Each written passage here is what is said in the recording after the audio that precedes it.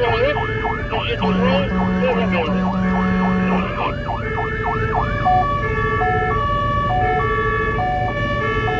Kodun neymiş? Yok, yazarız. Nerede?